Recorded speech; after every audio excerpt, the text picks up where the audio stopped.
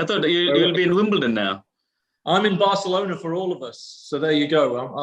I'm here on your behalf, taking in the sun, living the Mediterranean summer lifestyle. I'm at our neighborhood. I can see it's really busy because it's buzzing from today, Wimbledon. Ian Wimbledon. Oh yeah, my colleague Charlie's at Wimbledon. Actually, we're doing a bit of work for them. Yeah. No, I live there, but I'm going. I think quarterfinals. I'm going in semi. So yeah, is it a rain? Is the rain here this week, or is it going to be there next week? It was raining last night, and today it's very cloudy. But typical British weather, I suppose. Missing that. That's exactly. Oh yeah, shucks. Okay. Going in quarterfinals.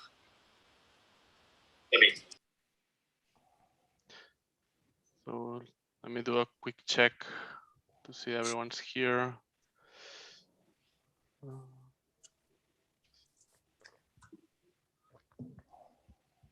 Okay. I can see my good old friend Luis there.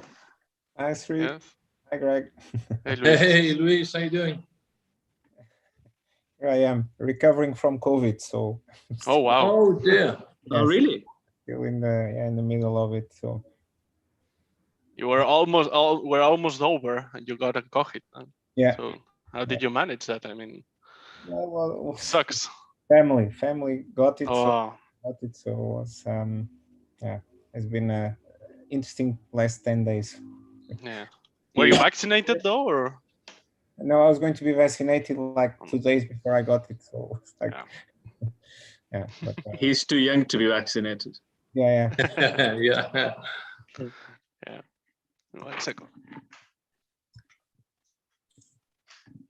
Yeah, I'm getting mine just this weekend, so very good news. Okay, so I think we're all here. I see everyone. So let me just go over a little bit and we will begin. So we'll have 5 minutes per startup. Every startup will conduct their pitch, and therefore the jury and Pepe from the executive committee that we're happy to have him here will have time for Q&A, short Q&A session, and then we'll move to the next one. After our presentations are done, we will go to the delivery room with the jury for 10 minutes, 15 minutes, and then we will come back to this call to announce the winner. The guys that is really, Luis, you know perfectly how we do things here, so it's no news to you.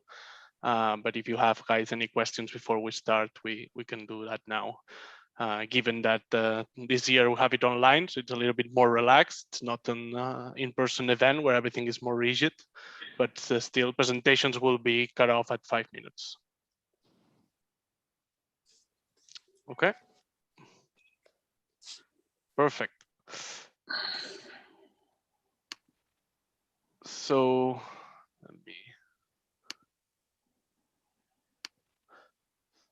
So I will do a quick overview before we start of the list and order the startups will start presenting.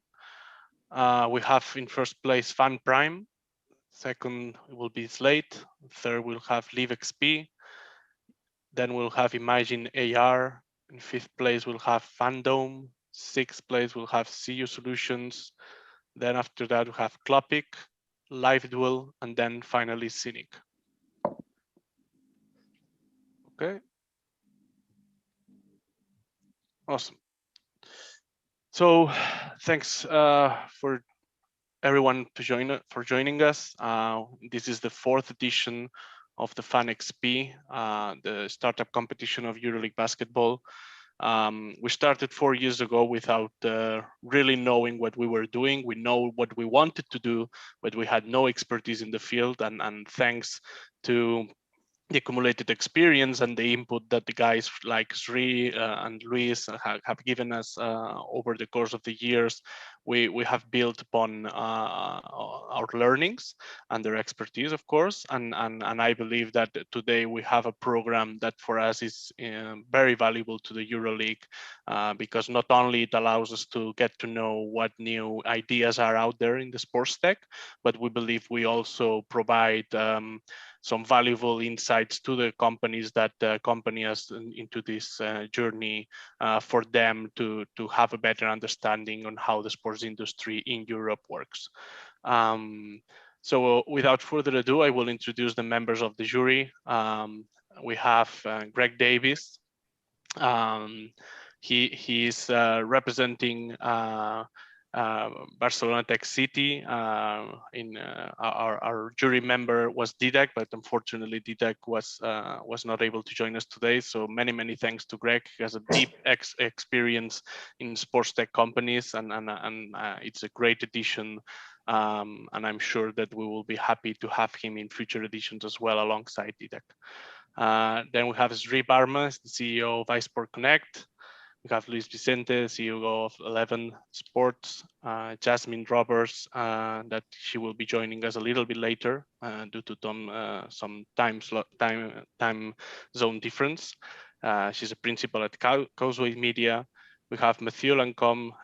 He is the Innovation and Research Director in Paris Saint-Germain, and Suzanne Timoci from Bundesliga. So thank you everyone for joining, and without delaying, of course, finally, it's not a member of the jury, but he will be also joining the Q&A sessions. He's José Luis Rosa Medina. He is the Director of Corporate Partnerships and Licensing at the EuroLeague, and thank you, Pepe, for taking the time and joining us. So we will start with the first startup. First startup is FanPrime. So if you guys want to take it from here, Julian, thank you. Got it? Yeah. Okay. Hi everyone. Thank you very much for this opportunity.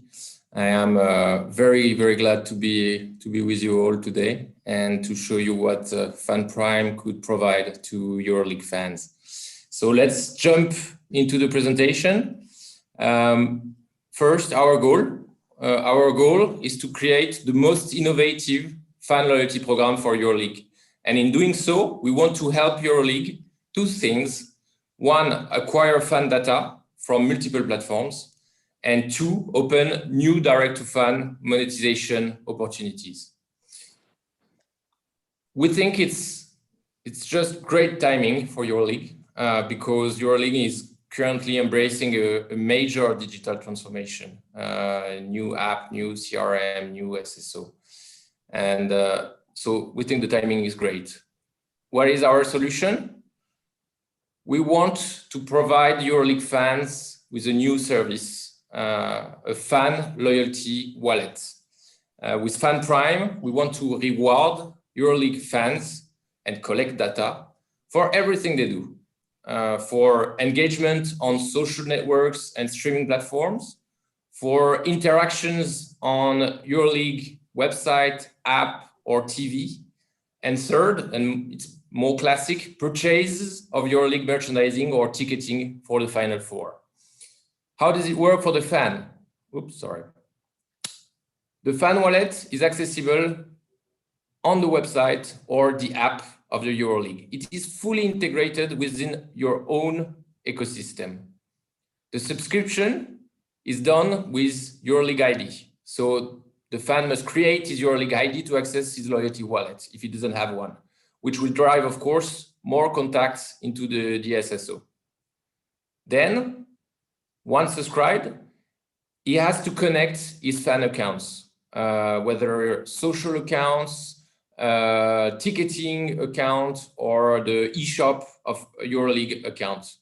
So that's the example here of connecting his Twitter account. It's very simple. It takes 1 second. And once he's done it, he's going to earn points, loyalty points, automatically for whatever he's doing on EuroLeague Twitter account. Then we ask the fan to give us some more info about his preferences to acquire more qualified data. So here, for example, we ask him to choose his favorite team. And then here you go. There you go. The fan now has a fan loyalty wallet up and running at EuroLeague. He can check his points here, check his ranking, check his status, see his recent activities on EuroLeague platforms. He is going to discover how to earn points automatically on the different accounts he connected. So it could be a follow on Twitter, like on Facebook, share on Instagram, hashtag, views, money spent. That's all the way he can earn points. He's going to discover also all the offers from EuroLeague and how he can burn his loyalty points. So he has access to exclusive offers from EuroLeague and sponsors, which is very important. Could be direct rewards like promotions or lucky draw to win money can buy experiences. And last, of course, he's going to compete with all the EuroLeague fans to get on top of the leaderboard and to be the best fan, the best EuroLeague fan. How does it work for EuroLeague? It's very simple. EuroLeague can animate on his own the program very easily. Here you can see he can create offers in a few clicks. He can create challenges on a few clicks. So EuroLeague can animate this program with this interface, which is very user-friendly. And last but not least, EuroLeague, of course, can monitor the data, have access to all the qualified data of the fans that can be monitored with KPIs dashboards, exported on an Excel sheet, or directly connected into the CRM of EuroLeague. I'll finish with the benefits. 3 benefits for EuroLeague. First, image. It's about being a pioneer in fan relationship management. Second, and maybe the most important, data acquisition. FanPrime gives you the solution and tools to know your best fan like never before. And third, monetization. FanPrime offers you the opportunity to boost your B2B revenues with many possible sponsor activations. And overall, it's a great asset to include into the sponsorship packages. This is the end of the presentation. Now I'd be very happy to answer any of your questions. Thank you very much for your attention. Thank you, Julien. Anyone from the jury want to start questions? I'll take it. Julien, who are your competitors and what is your USP over them? And third is, can you also accept crypto? Can you also, sorry? Accept crypto. Sell crypto. So, okay, this one is easy. We don't sell crypto. Those are points and loyalty points, so free points. Our competitors are big CRM companies, but they don't have any specific offer for sports and entertainment. And they are all the more very expensive for many rights holders. So I don't know, Salesforce, Microsoft, that kind of competitors. And our USP is definitely, and we are the only one so far to do it in the loyalty program, is the connection with the social networks and streaming platforms through APIs that enables us to reward fans for their social engagement. I would like to continue. Thanks, Julien, for the presentation. I have 3 questions. First, what is your tech and the USP of your tech behind it? Is it also like a type of blockchain or like a normal CRM infrastructure? The second one, what do you need from EuroLeague and or the clubs to make it work well? And it's not only about APIs. And third, do we have already a working POC with some other sport entities? And what is your business model behind it? So it's 4 questions at the end. But yeah, let's begin with the first one. Let's begin with the first one. What is your tech behind it and the USP behind the tech? Yeah, so the tech behind, to make it very simple, it's an engine of APIs. So we connect with the open APIs of social networks, of streaming platforms, with private APIs of ticketing solutions, e-shop solutions. And we have this API engine, and we provide also the front end for the fan and the back end that you see, which is the admin module for the rights holders. And so this whole thing is a one-stop shopping solution, fully dedicated and fully specific for the sports and entertainment industry, which doesn't exist so far. So that's to answer your first question. What do you need from the EuroLeague and the relevant clubs to make it work well? The most important thing we need, I'll put apart the technical part, which is quite straightforward and not very complicated. What we need is that EuroLeague provide offers, exclusive offers to fans, because that's the main motivation for fans, is to have access to exclusive offers. So we need some volume on promotion, discount codes, but also some money can buy offers. So it's a mix of discount, promotion, access to exclusive merchandising, and a few money can buy offers. So that's what we need. And we think rights holders have a lot to offer that they did not really monetize so far. So that's what we need. We need to work with the right holder on this catalog of offers.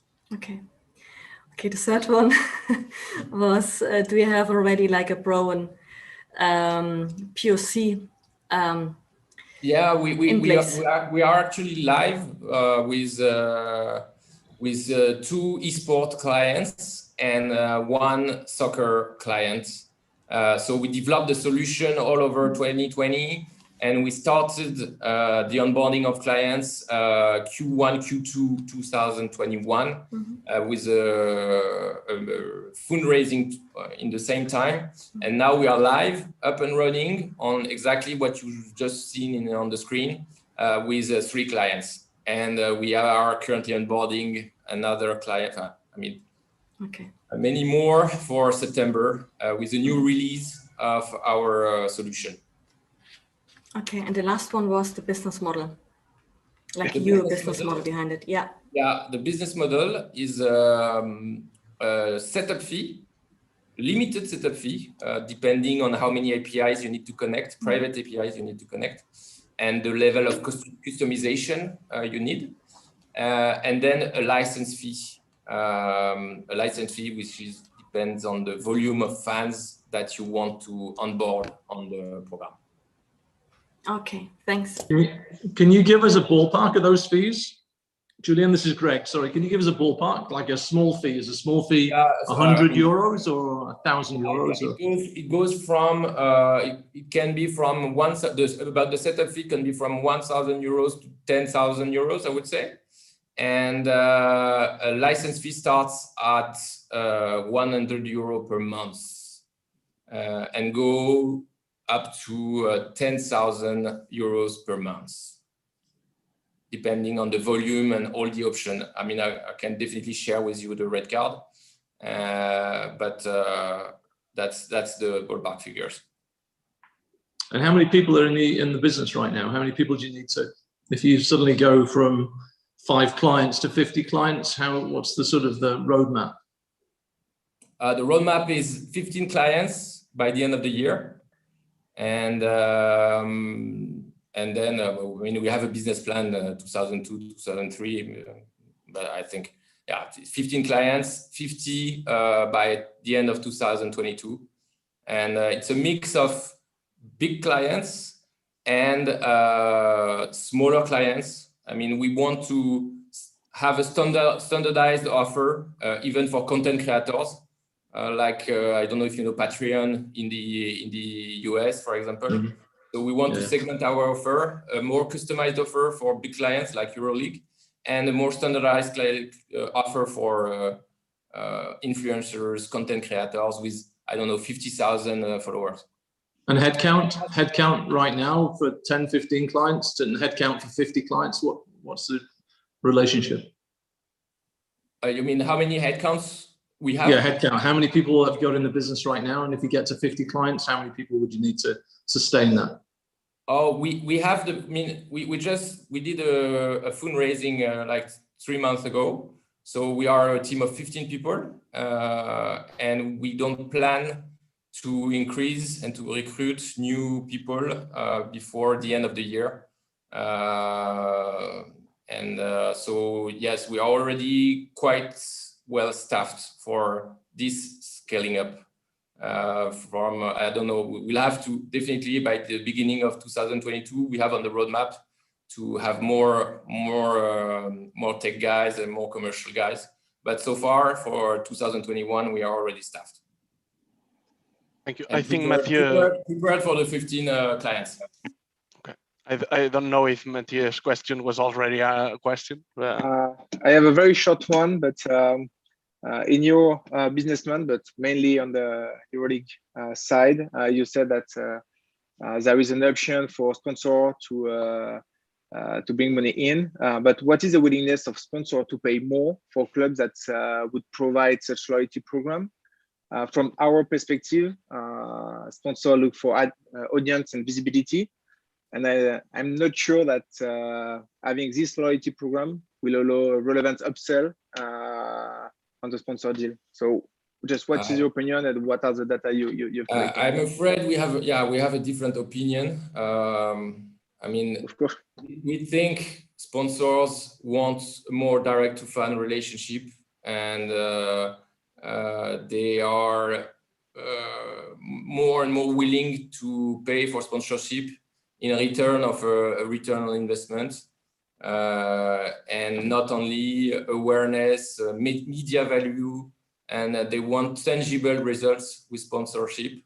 And that's what Fan Prime partly can do with offers that are included in the loyalty program, that you can track if the fan is clicking on the offer, is going to buy the thing at the end of the day. So yeah, I would say my opinion is the opposite of your. I really think it's not the opposite. I'm agree with you that clearly sponsorships change, and they want more storytelling and more direct to fan activation. On one side they look. Yeah, sorry. No, I was just saying on one side they look for reaching the mass, but on the loyalty program side, we are clearly on a niche market. At least given the numbers we have at the club right now. So no, I agree with you on the unknown part is how much they are willing to pay for being integrated in such program. At least what I can see is that's a very good defensing option for clubs to keep their sponsors or to attract new ones. I don't know if they can, if you can have a sponsor paying only for being in the loyalty program, but definitely it's a good option to, to provide more service to your sponsors and to make them happy.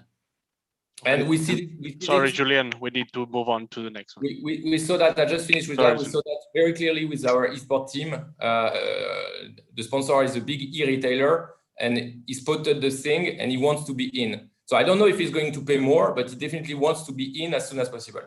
Okay. Thank you, Julien. Thank you for the questions. We have to move on to the next startup. Is it Slate? So you guys. Thank you. Thank you very much for the question. Thank you, Julien. I switch. Hi, can everyone see me here okay? Yep. Yes. Amazing. Hi, everyone. My name is Will. I'm a co-founder at Slate. Thank you so much for the time today. Really excited to share Slate and how we can be a resource to EuroLeague. Slate is a completely customizable content creation platform tailored towards social media. The reason that we're trying to solve the challenges that social media managers face when creating content in social is that social media has gone out of control. All of these platforms here now offer stories when they didn't 3 years ago. And many of these platforms here now offer TikTok competitors like Instagram, Snapchat, even YouTube last month now offers a TikTok variant. It's become almost a joke in the industry about how challenging it is for social media managers to keep up with all these platforms and formats and how quickly things are moving. This social media manager jokes that social media itself feels like a sport. And we know how to solve this problem because our team, Eric and Michael, my co-founders, spent nearly a decade at the NFL as a social media manager or video editor, creating content again and again in really stressful real-time moments. This is that problem manifest. All these organizations, leagues, teams have amazing media content, but that last mile delivery of adding on-brand assets and stickers, fonts, graphics, and filters, all those effects that make it really unique and fun for fans are typically settled on as just the generic elements that are offered in Instagram, Snapchat, and Twitter. And the reason why is it's extremely difficult to turn around content quickly. You can't just send a photo or video to a graphic designer on Photoshop or Adobe After Effects in the middle of a game, send it back to the social media manager to post. So most teams are settling for this type of content. But we can elevate that and have every piece of that content be custom, fun, and unique for fans. Social media engages better with fans if it has more color, animation, and those assets are unique. With Slate, you can create content just as quickly as you would with a social media editor in Instagram or Snapchat, but have all those assets be custom and unique to your fan, even opening up new sponsorship opportunities on social. How do we do this? First, we have a platform that allows you to create content for every social media format, regardless of the platform that you're creating content for. So we're a solution that no matter where social media goes, we're going to be there for you to help you stay on top of the latest trends. On the web dashboard, the graphic designer and social media manager are able to customize the mobile editor where they create their content. They're able to add custom filters, stickers, fonts, graphics, colors, fonts, and have all of those be usable at the tap of a button on their phone. So they have a very similar content creation experience here as a social media editor. You're seeing you're able to tap on a sticker, tap to type, tap on GIFs, swipe on filters, tap on backgrounds. And now you're creating content just as quickly as you would in a normal app, but have all of these elements be custom to your brand without any thought and without any difference in variability in the quality of content, regardless of the format. We started in the US market, and so we know how to solve this problem, but we know that creating content for social media isn't the only problem that brands have. Brands also are trying to streamline the look and feel of their content for all of their sub-properties. So what does an organization like EuroLeague do with all their 18 clubs and how all of those clubs are representing EuroLeague differently across all their social media channels? We have a very unique solution called asset distribution that sets us apart from every other organization and startup out there. We allow EuroLeague to be able to send unique GIFs, filters, fonts, graphics, and stickers, social media first assets to all their 18 clubs with the tap of a button. And we know how to do this because we did this earlier this year with the NCAA during March Madness. The NCAA invited every single university during their biggest event of the year to create unique content with assets created by the NCAA and sent custom filters, graphics, everything you see here to all their universities, allowing them to have a unique look and feel, delight fans, have a consistent campaign, and most importantly, even pair that unique look and feel of March Madness with the personalized look and feel of the clubs themselves. You can see here a mix of the right black and yellow for Iowa with the March Madness graphics, the orange and white with Tennessee, et cetera, et cetera. This was extremely successful campaign, 10 million impressions, 2,000 pieces of content created. And it not just helped those brands have a quality and consistent on-brand look, it also saved them time while doing it. Thank you so much for the time today. Would love to answer any questions. Thank you for your presentation. Open to the jury.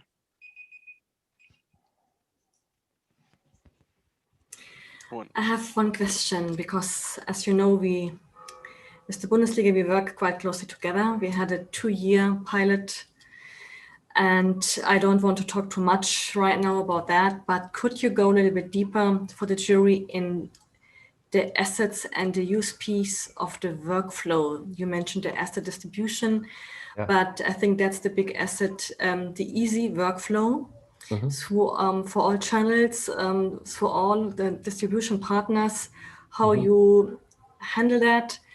And what are your experiences with that? Because I think that is one of the biggest USPs of your solution. Yeah, thanks for the question, Suzanne. So with the asset distribution feature, what you're able to do is you're able to add all the assets. So it could be a sticker, GIF, a filter, a background, a font, and even colors as well, and be able to identify which sub-properties you would like to send those assets to. So it could be an NBA parent team wanting to send it to their G League team, but it could also be the MLB wanting to send it to all their baseball clubs at the same time. So they group all those assets in, they drop it into the web dashboard, identify the accounts, and then just hit send. And then on the receiving side, the participating clubs can decide whether they want to accept those assets or not. And all those assets would then pull to the social media manager's phones. So when they're at the event on the court, all they have to do is add those assets by tapping it on and not having to pull them into Photoshop or track them down in Google Drive or Dropbox and pull it into Adobe After Effects. It's immediately pulled into the creative experience. Yeah. Sorry. Go ahead. So first of all, thank you for the presentation. It was great. I really like your stuff. So in terms of your business model, when you work with an individual client or work with a league, is that different? So can you explain a little bit how it works? Definitely. When we work with an individual organization, it's typically on an annual basis, and it's customized pricing based on how many users, whether they want unlimited assets in their account or cap it at a lower level. Whether they want multiple accounts, maybe an NBA team wants just one for their account. Maybe they want for their merchandising team, one for their G League team. So it kind of ladders up depending on how much usage. And when it comes to a league, all of our league deals, we work with the MLB and we have a league deal with them across all their teams. Those are custom deals where we work together to kind of find something that works for them and all their participating clubs. Could you give us an average or not? On an individual level, for a team, it can be anywhere between 10 to 25,000 a year. And with the league? League, it's still pretty custom right now, but yeah, so it's very case by case. Yeah. Thank you. And just in terms of creating the content, hi, this is Greg. Do you offer a collaborative approach? So different members of a team can dip in and manipulate the assets together remotely? Mm-hmm. That's a great question. So we're developing a drafts feature where someone could start to create a piece of content and then someone else could pick up after. From a high level, we do already see Slate as a collaborative tool because an organization's designers are already kind of creating these templates and filters that are being worked off of by the social media manager. But for an actual piece of content that's live and being created, that's on the roadmap for sure.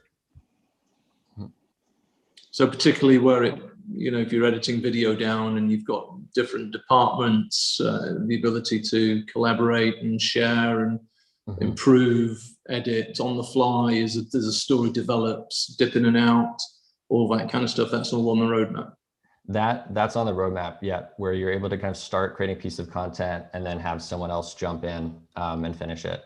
Right now, the workflow is as the person starts to create the content, they're also the one that's finishing it. But they are able to pull all those elements from other contributors. So they could pull a edited video from our Slack integration.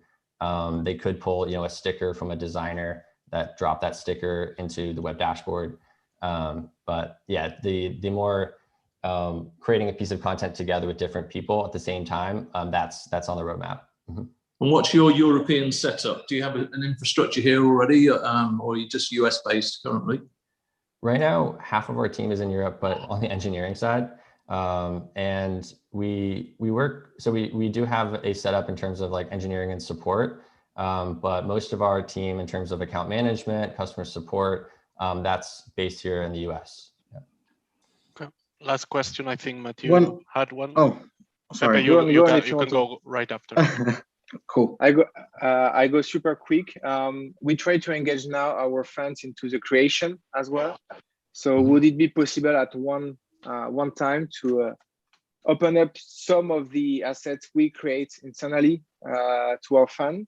I don't know, can be our loyalty program fans or similar. So they can themselves, when they create some videos and so on, use our assets, our branding, so we can reach our branding at scale. That's a great question. And we're doing that there's two ways that we can do that. The current way that we're doing that is we have an organization create a separate account, and then that account is open for the public. So you can separate the assets just for fans and assets just for the brand social media manager and the internal team.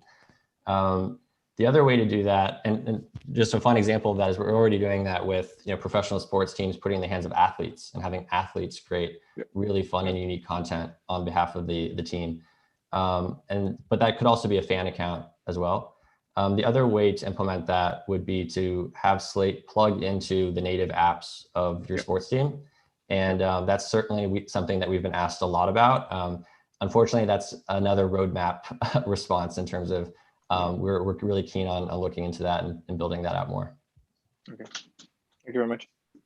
Pepe, you had one question. Yeah, I had a question in regards to NCAA. What was their most important KPI? And can you share a little bit of highlights on results? Most importantly, on usage. So how many universities actually use this centralized service, let's say, in this test? Yeah, definitely. So we had the majority of the universities use it, not every single one, but we did have the majority of them use it. The top line was, how many pieces of content did each organization create? And our average right now is around 6 pieces of content are created per day for every organization. So they were certainly keen on making sure that the organizations were actually using it and creating content with it.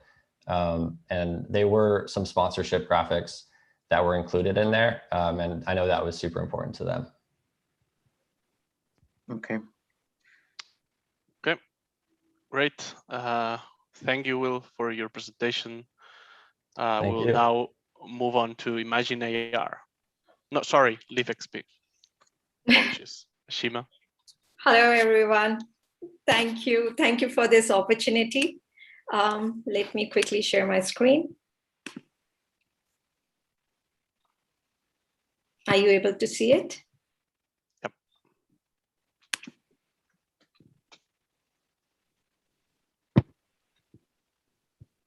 Okay. So my name is Hashima Saxena, and thank you very much again for giving me this opportunity. I'm the co-founder of LiveXP, and I'm here to present you our solution from Switzerland. LiveXP is the sports experience marketplace for passionate fans. In last couple of weeks, we understood the current challenges faced by EuroLeague Basketball are that you want to engage passive fans. You want to monetize unused assets and create new revenue stream. You want to promote games and engage fans round the year. And you want to address behavior changes of fans and innovate the business model. On other hand, we have noticed that fans, they seek personally engaging, meaningful experiences. 70% fans seek reciprocity and action, and there is no easy way to book these moments today. In order to solve these, what do you need? You need resources, you need upfront budget, you need flexibility of the solution, and you need a scalable technology. Well, actually not. All you need is LiveXP. LiveXP, before we get into the solution, let me show you some of the possibilities. With LiveXP, you can engage fans not only on game day, but off game days as well, both in person and digital. Sponsors, you have so many rights. Provide these as opportunities on the platform and make them available to fans, perhaps as a lottery. By promoting such emotionally meaningful things, you can create a bigger impact and increase your return on investments. Clubs, put your unused assets and turn small things into revenue generators. Let fans market you by showing off to the world the special things they got. Mobilize and monetize your fan base. Think about it. You are selling merchandise anyhow. We give you possibility to make it special. As an example, pre-sale of merchandise exclusively to a selected group of fans, like season pass holders. You're playing online games like FIBA anyhow. Why not invite 20 of your fans to play with you? You can do all that and much more now because the technology and automation of LiveXP helps you manage 100 of these very easily. LiveXP is a unique and fully automated sports experience marketplace. It is simple, yet very powerful. In under a minute, an experience can be set up and made available to the fans. It is scalable and flexible with our intuitive workflows. You can provide a variety of experiences at scale. You can decide how you want to sell these for free, fixed price as an auction, or lottery or a lucky draw. You can listen and experiment your ideas with fans by running surveys and polls. See what most voted wishes are, and then enable these through personalized experiences they desire. LiveXP is a serviced and autonomous solution. We take care of transactions, cancellations, etc. on the platform for you. It is intelligent and supportive. We provide you insights and benchmark about what went well and what could be provided or done better, what others are doing, etc. And lastly, we help you make things special. Same things can be made special and meaningful. With our unique solution, you can easily build up anticipation and fear of missing out, which can further drive conversions.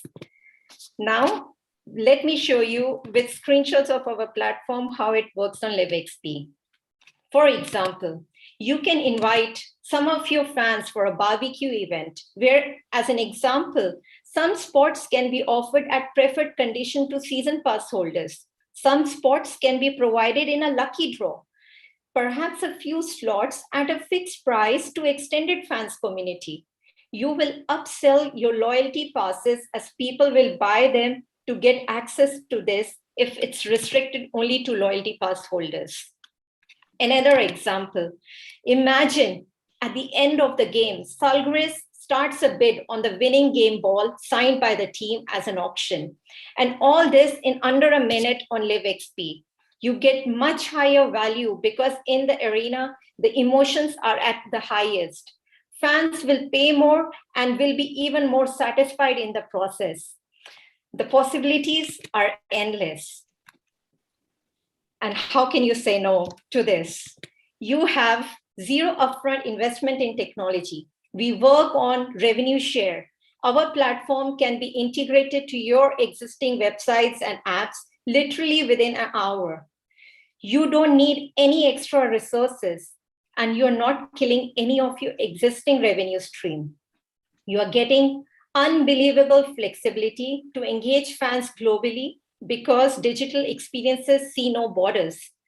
You get simplicity and scale. You can give many more personal touch points to engage even broader set of fans. And you convert small things into special, meaningful revenue generating assets. We are a team of digital innovators, happy to support you. Let's get started. Thank you.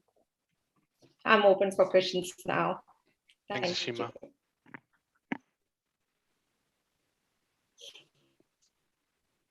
Who want to start the round from the jury? Everyone. Yeah, go ahead. So thanks for the presentation. It was very interesting. You talk about the scalability of your platform, which is super fine. But on the other side, the main resource for your platform is players time, which is a very scarce resource. So we know from doing some activation we sponsor that using players for anything else than sports, it's very, very tricky. So how do you see your platform working without so this resource? And on the other side, all the money can buy experience you are talking about is something that is part of the assets of the sponsors, sponsorship team, that we try to resell on a kind of more B2B market rather than a B2C market. So you say it's not competing with any actual revenue stream, but we can start to dilute our assets in between B2B and B2C, which is which can be quite tricky. So how do you see this point specifically? So if my question makes sense with my French/English mod. Actually, Mathieu, what I got was like, I understand the players' time is quite limited. Yeah. And it's exactly, so we went live a month back, 3-4 weeks back, with 2 League One ice hockey clubs. And we have seen that how they are managing the time with, there are things like beat the goalie or play badminton with an ice hockey player. So things like that are being sold out, and the fans are really appreciating it. And there, it's up to the club how they manage the time of the player between the training and providing such personalized experiences. Nonetheless, the things like playing online games, players are doing that anyway in their free time. Or you have so much of merchandise as assets lying around. You can put them on auction, signed by the player. So these make it special. It's very small thing for the club to do, but it means a lot for a fan. So there are, if we start brainstorming, there are a lot of assets that can be put to the platform without really involving player or taking much of his time. So I hope I could answer that question. Yeah. Thanks, Ashima. Any more questions? If not, we'll move to the next one. I just have one more. Sure, Luis. Thank you so much for your presentation. It's an interesting solution. Again, some challenges on the execution. If you target, let's say, big clubs, big athletes, because time is scarce, as Mathieu very well said. But are you targeting this as well as a democratization tool, right? You talk a lot about democratization. So why you're not targeting, individual athletes, for instance, Olympic athletes, As well. Luis, the platform, we are a sports agnostic platform. So we are targeting clubs, players, it's open. The idea is that a common fan, he does not have to divide himself that I'm a basketball player, but I love cycling as well. It's a centralized marketplace where a common fan can get experiences across sports that he follows. Yeah, I think that's exactly where you should focus, right? Because it's a much easier market for you. But we also allow clubs to have their own personalized page. We create a dedicated profile page with their own logo and their own look and feel. So if a follower comes only for our Real Madrid, he only sees the experiences that are provided by their club and not distracted by the noise around. Thank you very much. Thank you, Luis. Thanks, Ashima. We will move on. Thanks for your presentation. We'll move on to Imagine AR. Thank you. Thanks, everyone. See my screen? Just checking. Yes? Yes. Good afternoon, everyone. I'm Alan Paul Silverstein, Imagine AR. Today, we're going to discuss leveraging mobile AR for fan engagement and monetization of the content. Just the background who we are. We're a publicly traded company, even though we are a startup. We just took in $5 million, so we're well-financed, and the money is being invested really into the tech primarily. We're the only global Microsoft certified AR platform in the world. We just published our 7th patent, which is extraordinary for a company of our size. We have offices around the world. We're also a member of GSIC, Global Sports Innovation Center, which just did a white paper earlier this year on fan engagement, and we were one of the 4 featured companies. We have clients around the world. We are fully commercial today. We've got 2 La Liga teams, Real Sociedad Valencia. We got the Basketball Hall of Fame, Sacramento Kings, the NFL alumni. So we are out commercialized and selling our solution. When we listen to the presentations, these were the key areas of the challenges. Driving new revenue, new activations for sponsorship, whether it's incremental from existing partners or new revenue from existing ones. Attracting a new fan base, that Gen Z, the next level. You have limited resource in your organization, the mobile app and website are not delivering, and you want to monetize your content, but most importantly, know your fan, know the data, and how to analyze it.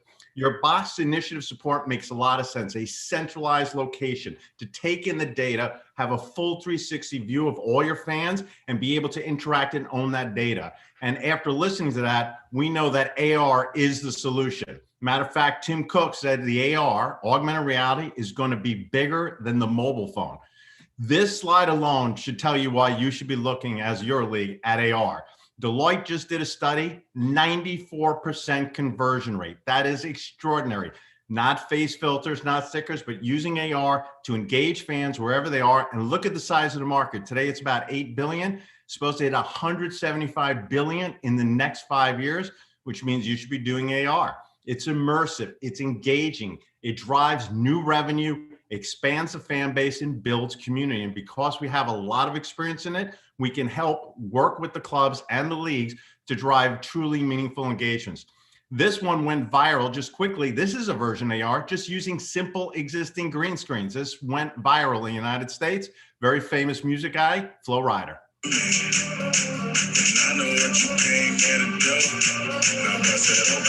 So it shows you can use existing assets, and it is a self-publishing CMS, content management system in the cloud. I could teach a teenager how to create their own AR activations within a minute. It's no big deal to create scavenger hunts, interactive memorabilia, do fundraising, sweepstakes. All of these features exist today, and it's self-publishing, so clubs and the leagues can do it themselves whenever they need it using existing assets. You don't need to create new ones just for this. Let's look at some of the importance area for the EuroLeague, the Final Four fan zone activations, where we can get new revenue opportunities, sponsored activations, and build and grow the fan base.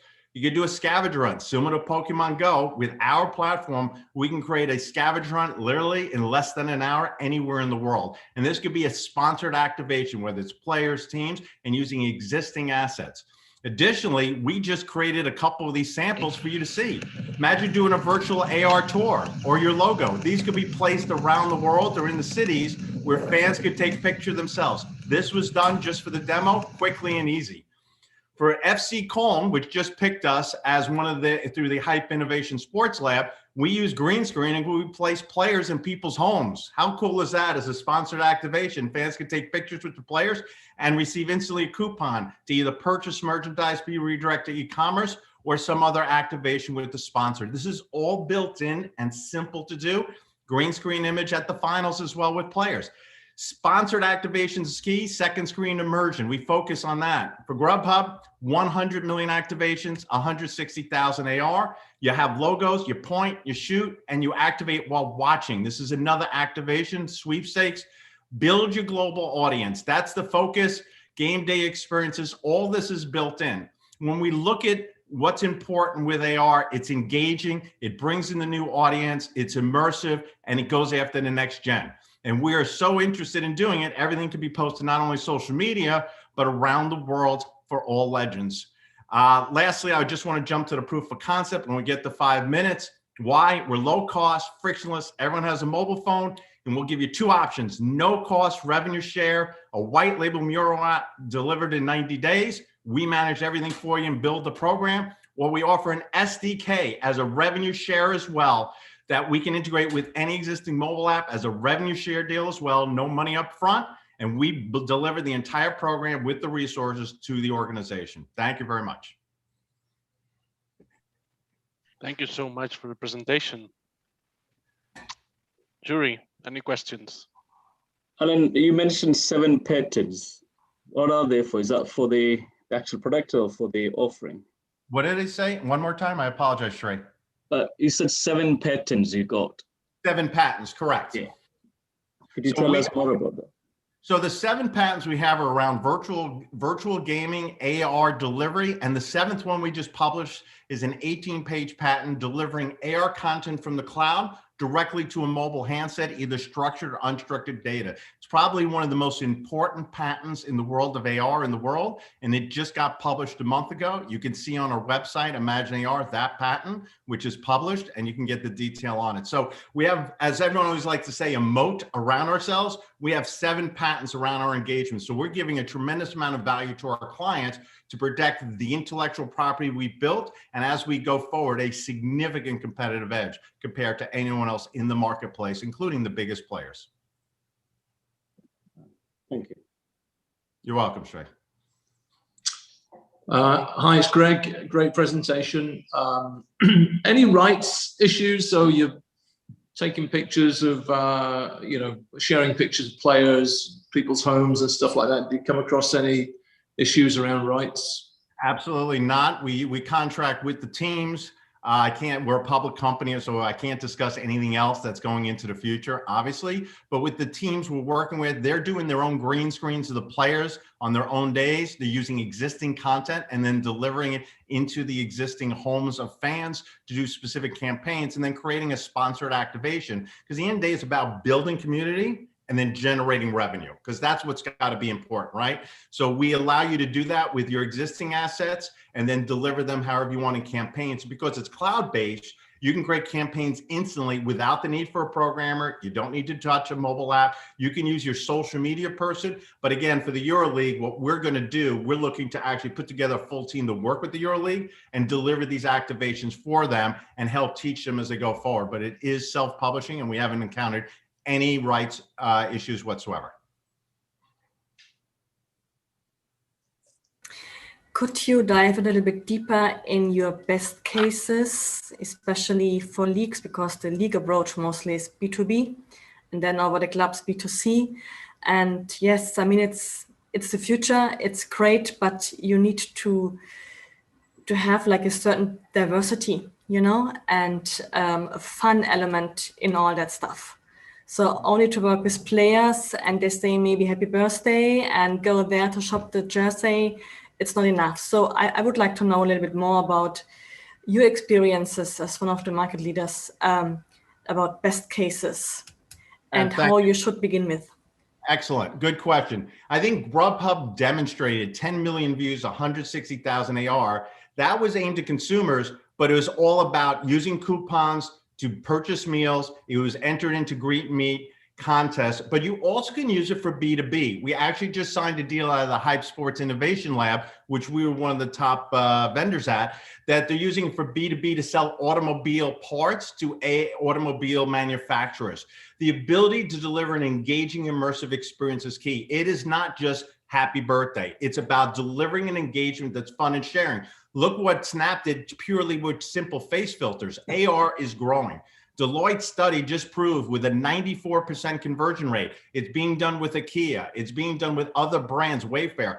It is a B2B and a B2C engagement. You can use it for advertising to light up activations, to deliver more information, products into people's homes with links to e-commerce. Every AR activation we deliver comes with a reward card. That reward card is an activation opportunity for a coupon, more information, a redirect to a website, or a purchase. So it actually is more than just a simple consumer, but a B2B and a B2C platform globally that allows organizations to take what their focus is on, and the EuroLeague is expand Gen Z, generate revenue, new sponsorship activations, and leverage the platform, which is not limited, to deliver all these campaigns. And that's the key. It works in unison with what they're doing as a program and enhance it further with a new revenue channel.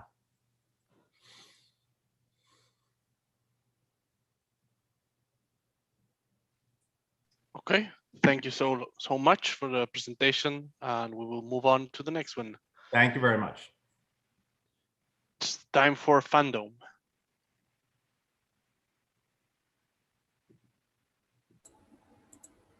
Hi guys, do you see me? Yes. Good. I'll share my screen with you.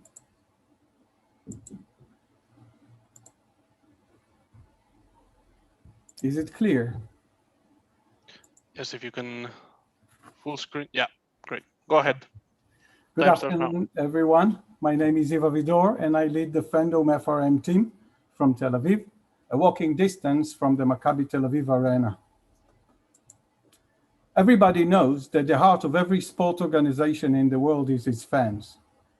They live from game, They live from game to game and infuse clubs, teams, and players with hope, motivation, and satisfaction.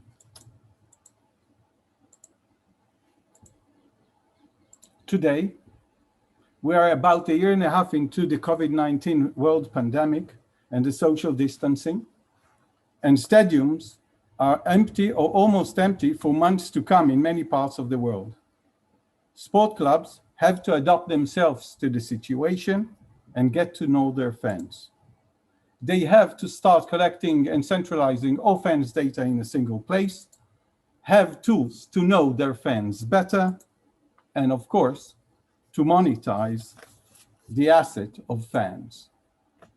Fans are still here. They were invisible for some time, but they are still here. And they, clubs, need to start collecting their data from all the touch points with the club, marketing platforms, match tickets, season tickets, hospitality, etc. Centralize all the data in a single place and create one holistic CRM and database. Fandom is such a solution. Fandom centralizes all assets of fans in a single place from all touch points connected to neighboring systems using API connections, creating a full, detailed, personal, and behavioral profile of a fan, and most important, unlocks club value to sponsors and advertisers.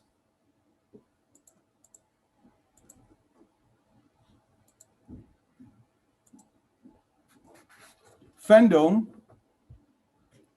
is most work done in front of a single screen that populates all fans' data divided in two subjects. The user can see fan history and his value in one place, as well as his place in the arena. Fandom has got a very powerful BI and BI to marketing capabilities, enabling targeted, personalized communication with the fans. The system can be used by small clubs as well as big clubs, organizations such as the EuroLeague or other league management or organizations, universities, and colleges as well. Fandom was developed and tested in collaboration with two clubs, the Maccabi Tel Aviv from Tel Aviv and the Olympia Ljubljana. And we would be very happy to continue and deploy the Fandom platform into other clubs in the EuroLeague. And also, we would like very much to share our knowledge and experience with the league itself. Fandom is offered to the clubs as a SaaS software solution, free consultation and explanations, one-time project setup costs, a reasonable monthly fee, and of course, we add additional professional services to each and every one that needs it. Thank you. I'll be more than happy to answer questions now. Thanks, Ziv.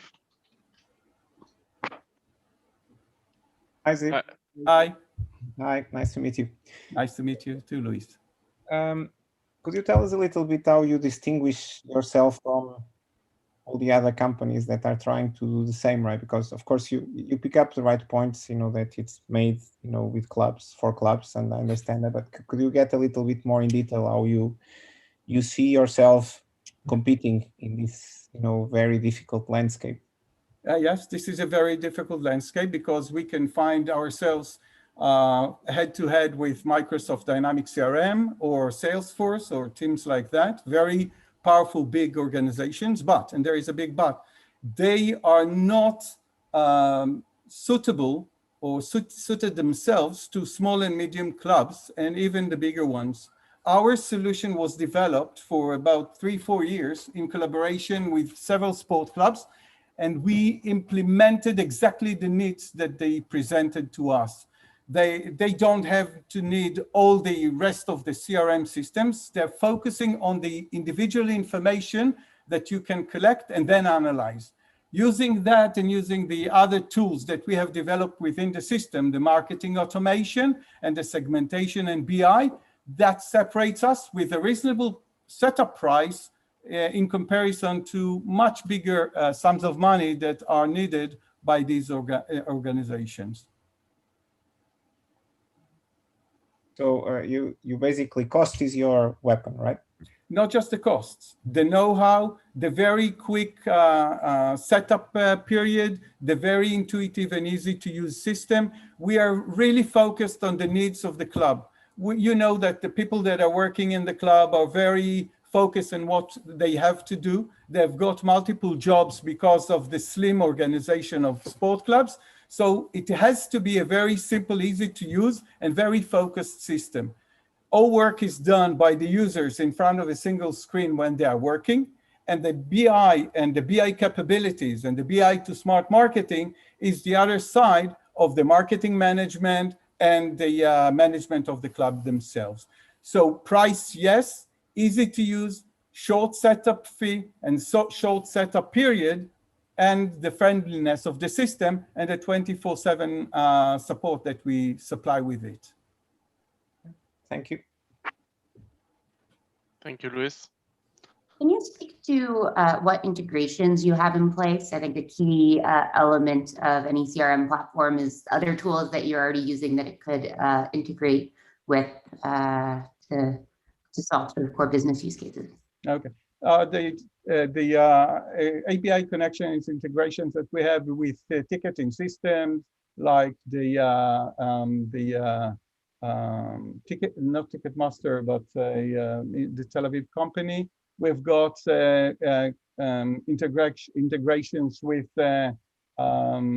Fortress for the access control system, the MailChimp, MailJet as the dissemination platforms, with the ski data of the Southern European for access control and the marketing solutions.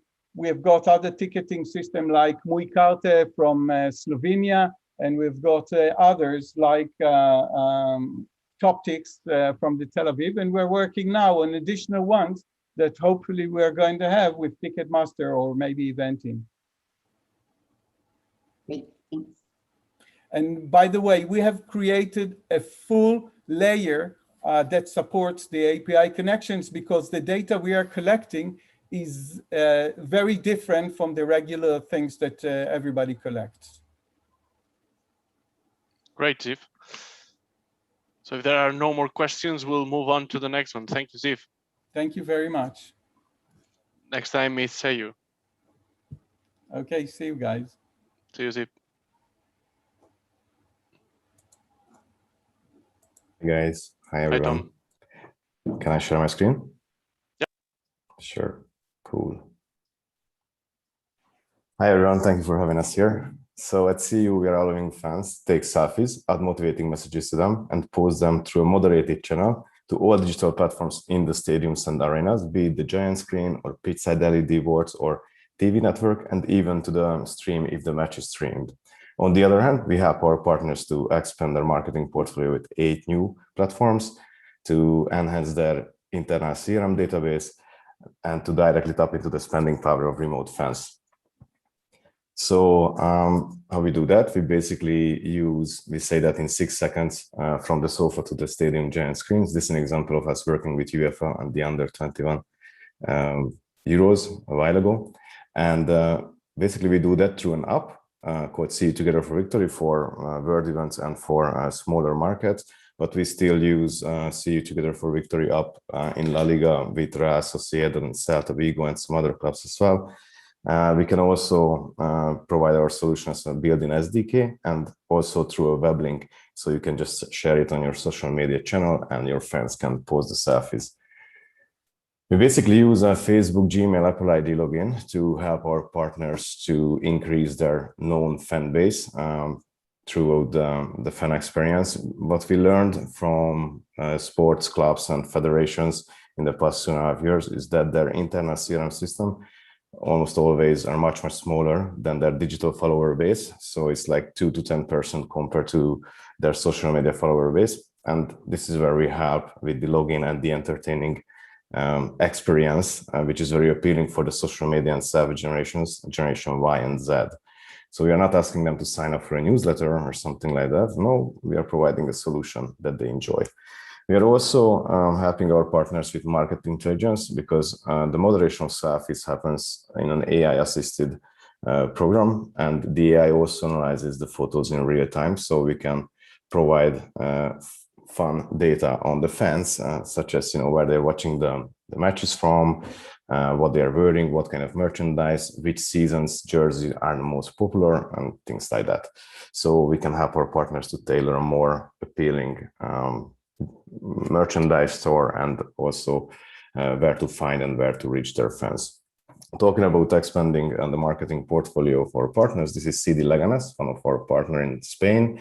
They invited to the table Mercedes-Benz, they're one of their partners, and we transformed their ordinary perimeter LED advertising with fan selfies. So this way they received more attention during the matches on their advertising.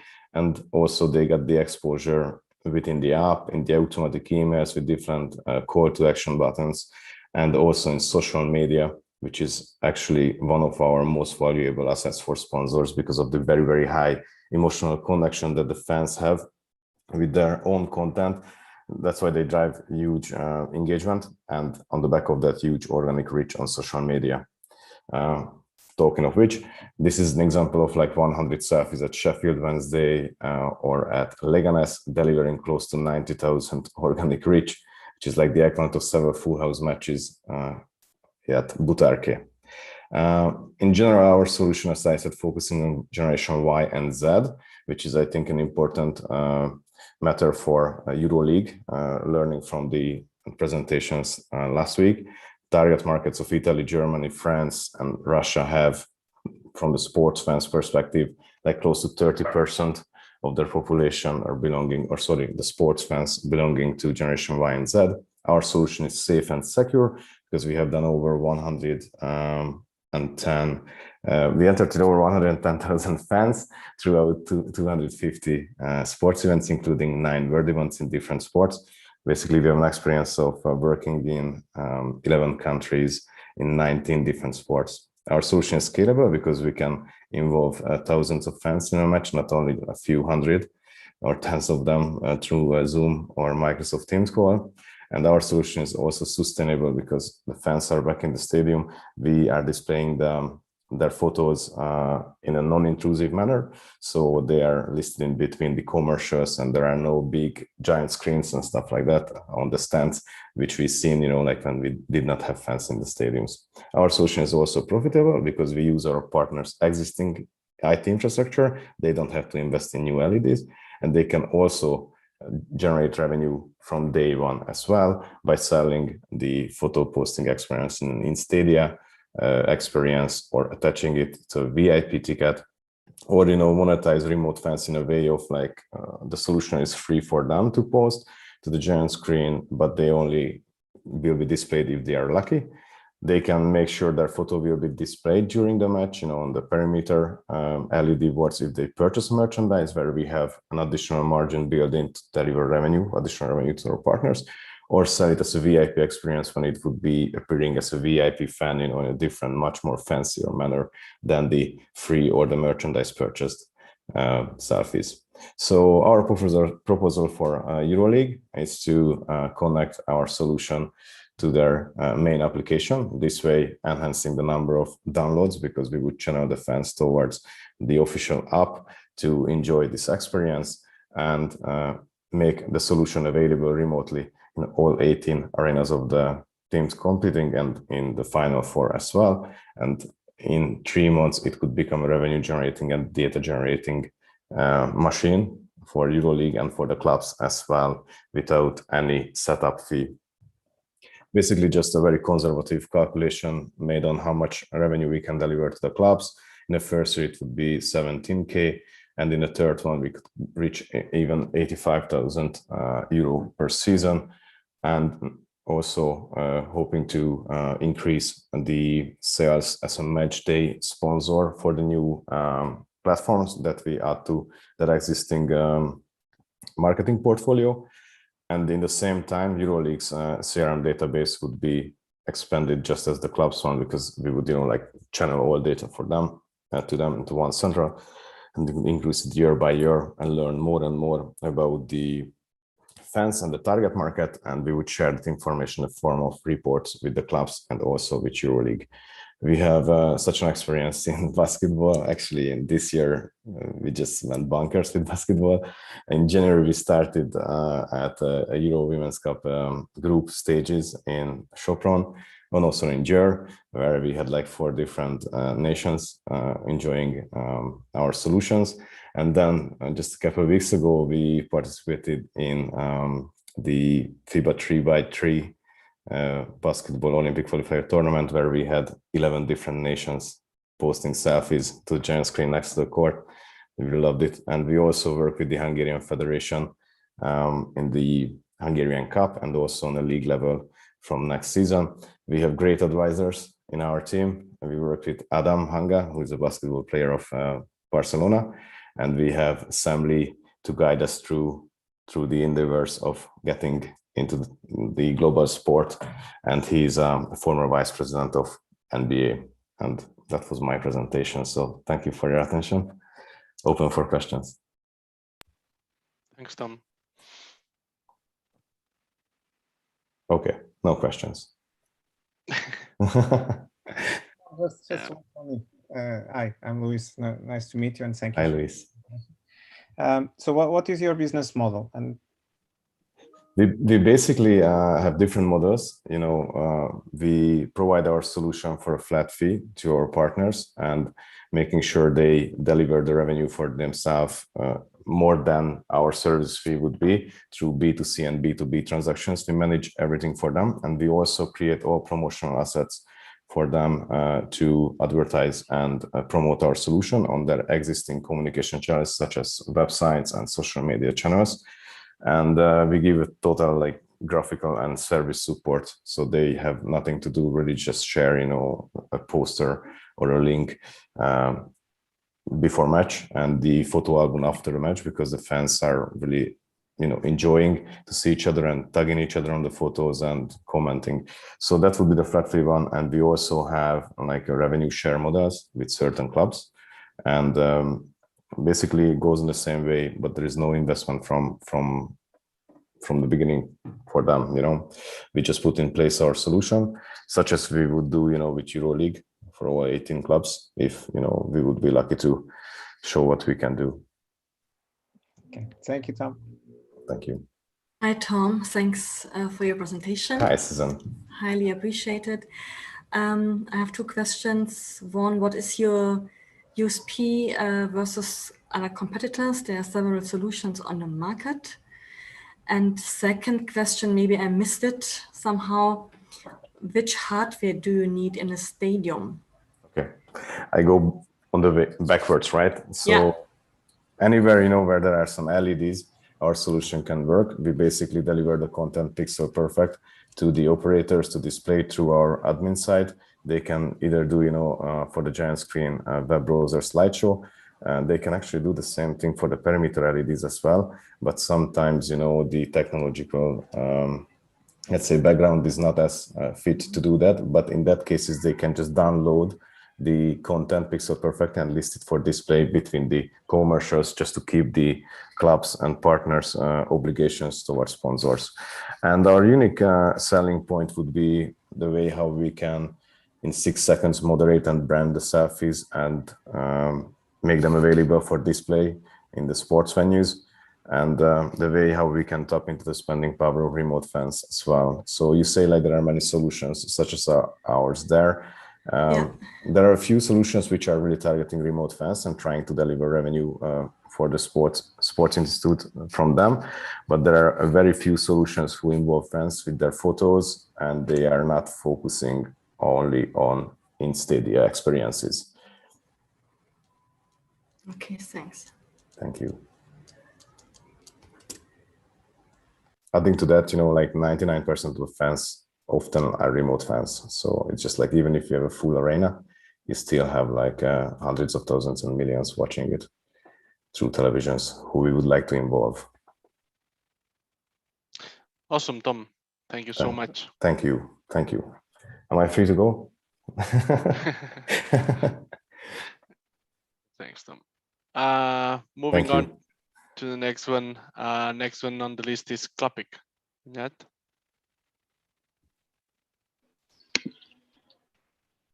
Hello, good afternoon.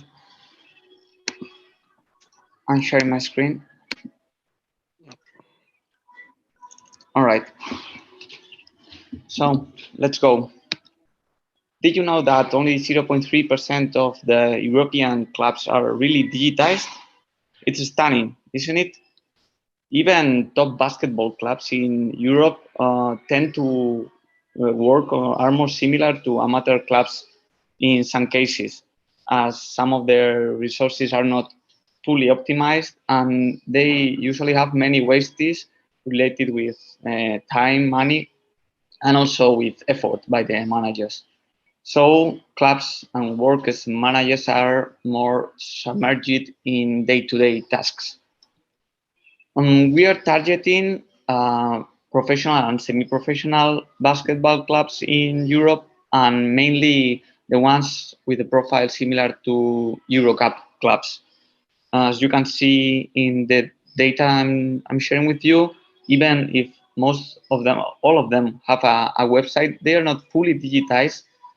You can see that not all of them have an online store, and very few of them have a customized application.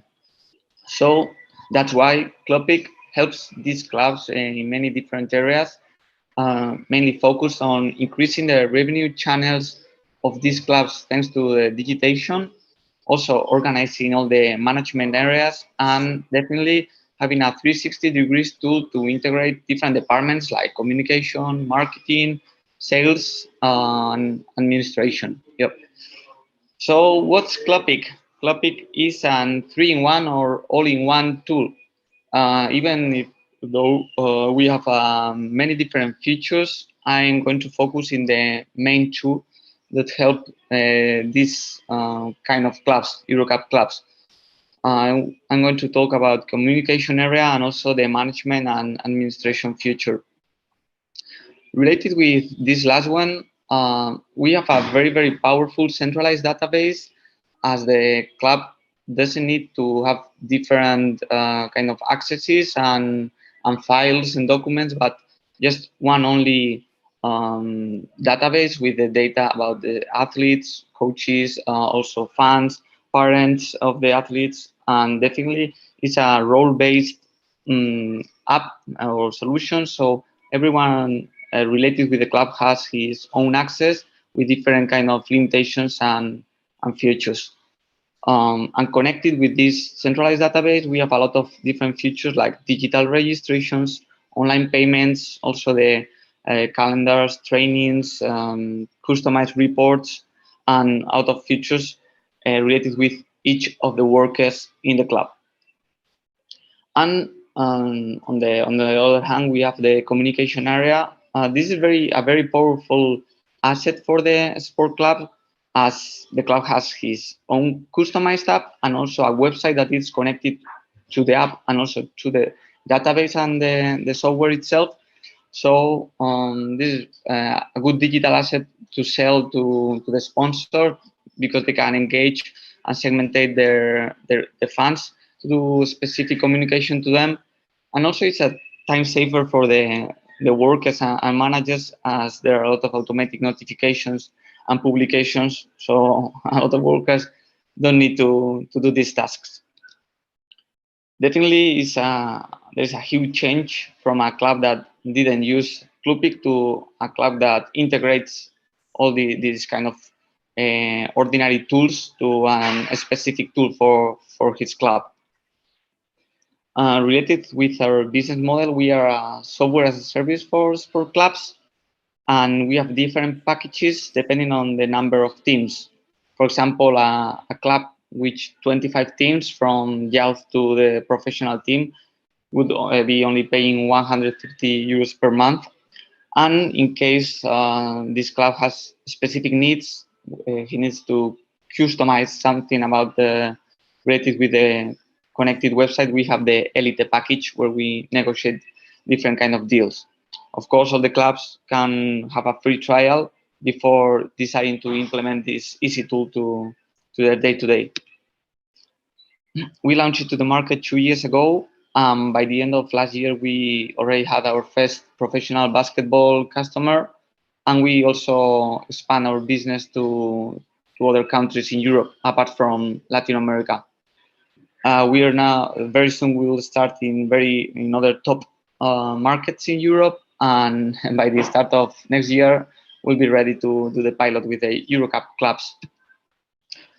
Our main KPIs are the following ones. We are already in 10 countries. We are growing a lot, and we have very good projections by the end of this year, according to the data we are collecting. And we can proudly say that we are leaders in management software for basketball clubs in Spain for now. This is our top lineup. By the way, I haven't presented myself. I'm Beñat Bengocha, and I'm the CMO of Clubpic. And to end up with the presentation, the next steps are very, very easy. So we just need to determine and see the exact tech needs of the clubs in case we need to adapt something, and also analyze if they have current solutions that we need to integrate with, or see which are their payment methods, for example. And yeah, we would be ready to start the pilot with all of them very, very soon. So, do you want to be part of the change? Let's take EuroCup clubs to the next level. Thank you. Thanks, Beñat.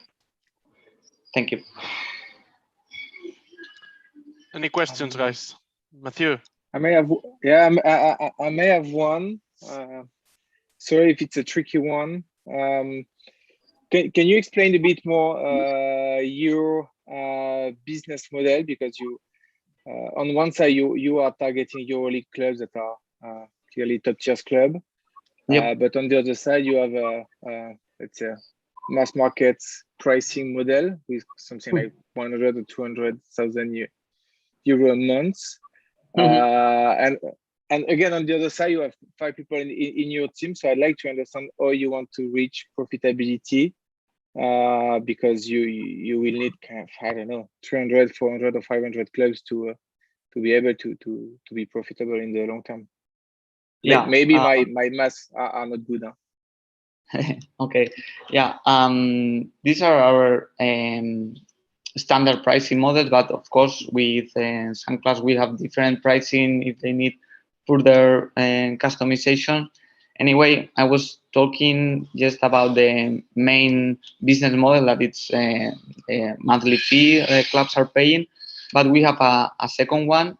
We are generating revenue in every payment that is done through the platform. So of course, the more clubs we have, the more volume is moved, and also we have more commission. And in that case, we have a lot of online payment methods, and in some of them we generate more revenue than in other ones. So definitely we have 2 business models, and of course we also need to have more clubs. So you can see we can't target just the EuroCup clubs. That's why we have other kind of clubs currently, I would say that in 30 sports, because we are the first step towards the digitization for amateur sport clubs. For some of them, it will be enough to have a website and an application, but maybe for more professional clubs, they need more features. But we don't do any differentiation between all of them. the pricing is standard, so it's easy for all them to understand.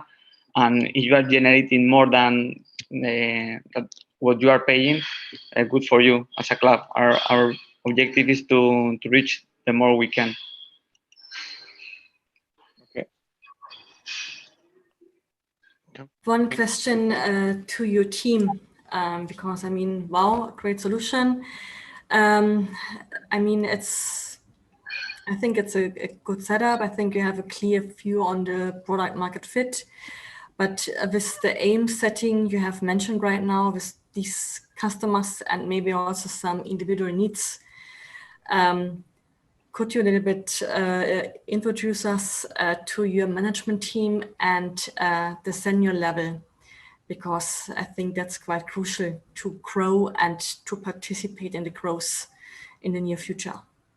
Okay. Yeah, I was talking about integrations and adaptations to every market, because it is like we have worked in Spain. We have a standard solution, but then we are working with regional federations or other tech providers to offer the solutions inside our platform as well.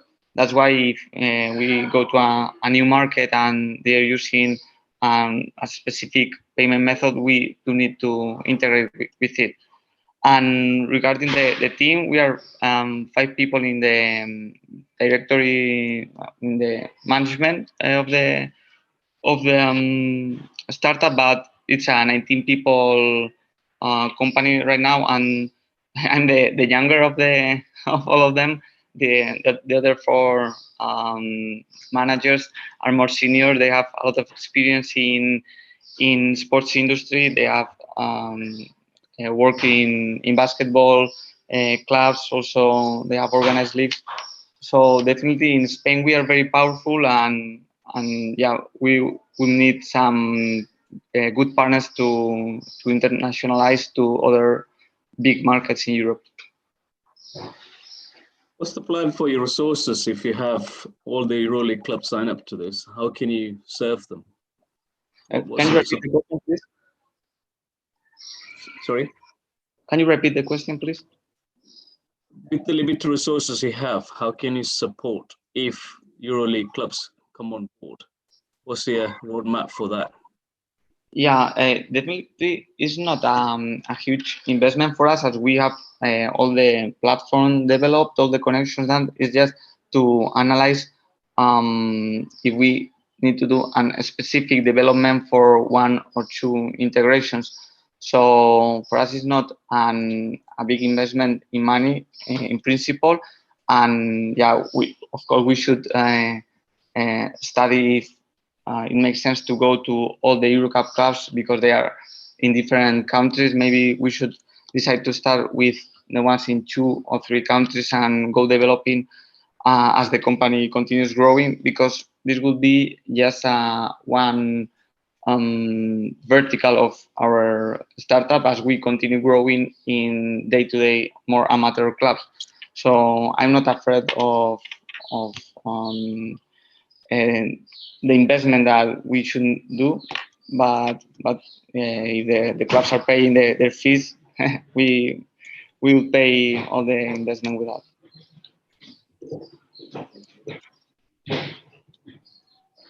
Okay, thank you so much, Beñat. Okay, thank you. Now we have the last 2. Now it's a turn for live duel.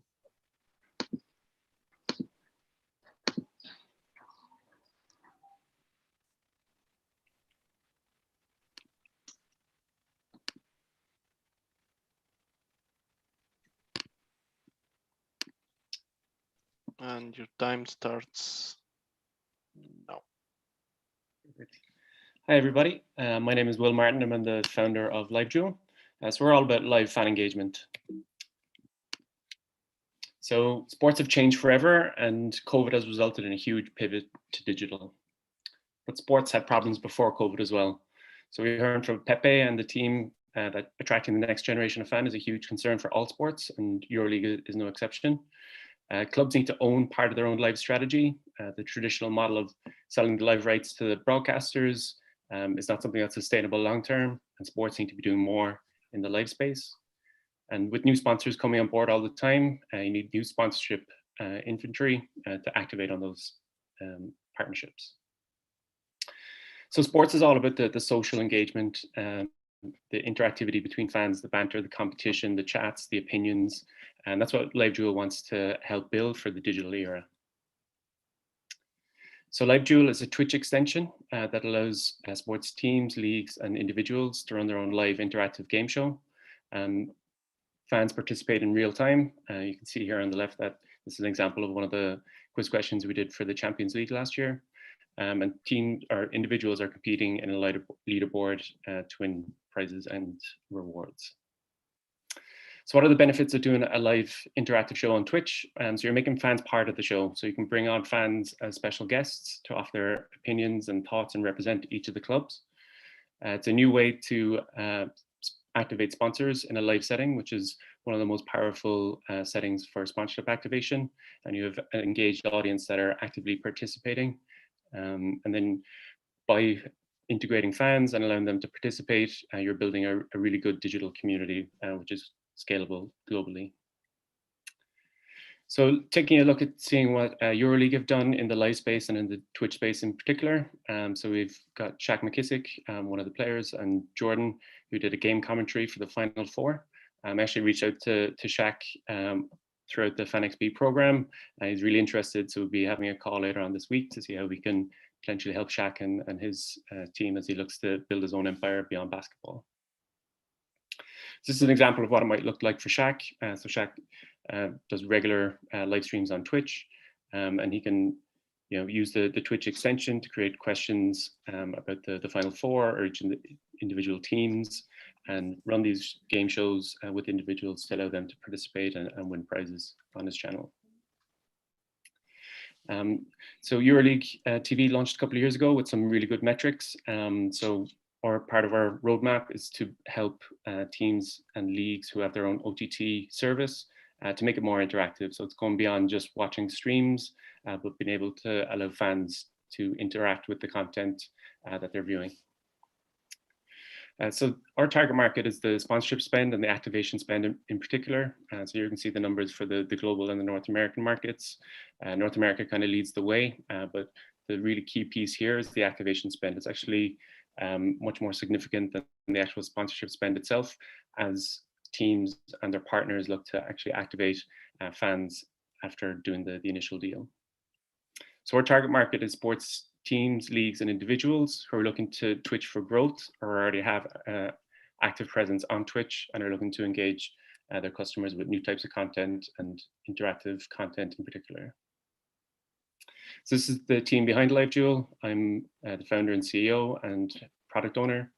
David Garrido is our host and head of content, and he works with Sky Sports in the UK for the last 10 years. Thomas Toots is a developer who's worked with the likes of Epic Games on Twitch extensions, and Cian O'Leary is our producer, and he has worked with the likes of Football Republic and grown their channels to over 1 million on YouTube. So this is our roadmap. The quiz extension is ready now, and what we're working on at the moment is to bring the same types of technologies and engagement tools to our clients' owned and operated services, so their websites, apps, and their OTT platforms. In the second half of 2022, we want to do more prediction and fantasy style games on top of the live stream that fans are consuming. And then at the end of 2022, we want to integrate our e-commerce extension. So this would allow fans to actually make purchases directly from in-stream, which is a huge growing trend in the likes of China. So that's it. I really look forward to your questions, and thanks again for the opportunity. Thank you so much. Questions, guys? Just right on time. Yeah. Well, hi, nice to meet you, and thank you for the presentation. Could you explain us a little bit, the business model and where are you in terms of, customers and, clients that you already targeting in? Yeah, so for the Twitch extension, we're doing a per show model. So access to the extension for a set kind of number of shows. We also added additional services, obviously with the likes of David Garrido, who's a professional sports presenter, because we kind of recognized there was an opportunity and a need from the market to actually show them how to do live content, because a lot of sports teams have never done live before. So we kind of add those services extra. So it's about $100 per show for the actual Twitch extension, and then additional services kind of a bit more kind of ad hoc, depending on what the team needs. Also have the ability to actually run and manage each of the live shows for the team and find presenters and super fans and influencers to bring on the show. For our SDK product, that's going to be $199 a month for kind of smaller teams and $699 for bigger teams and leagues. Kind of varies then depending on how many people are actually consuming the live video content.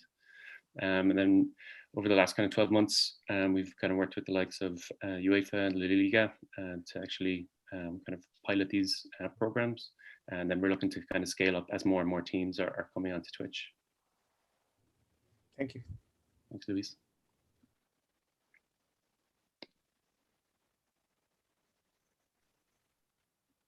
Any more questions? Yeah, I've got one. You said it was specifically Twitch, because you also mentioned it could be an own OTT solution for an own OTT. Is that correct? Yeah. We decided to target Twitch because we've noticed since the start of the pandemic, a lot of sports teams coming onto Twitch. So we want to offer them a piece of content that they can use to create new types of shows.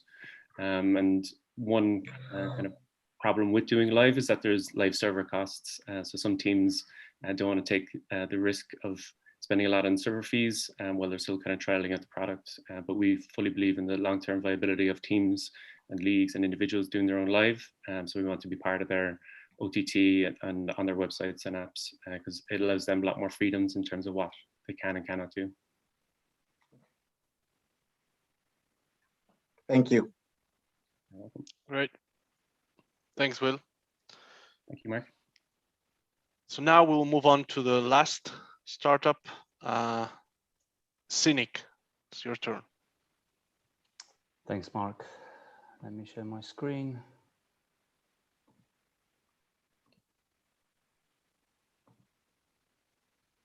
With sound.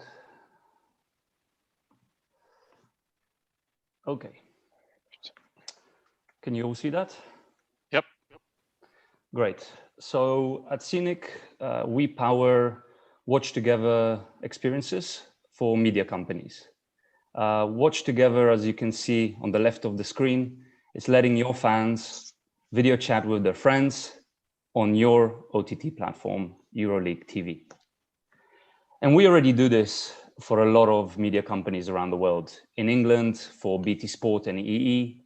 In Hong Kong, for their biggest telco, PCCW, Hong Kong Telecom on Now TV. NDR in Germany. Virgin Connect in Russia.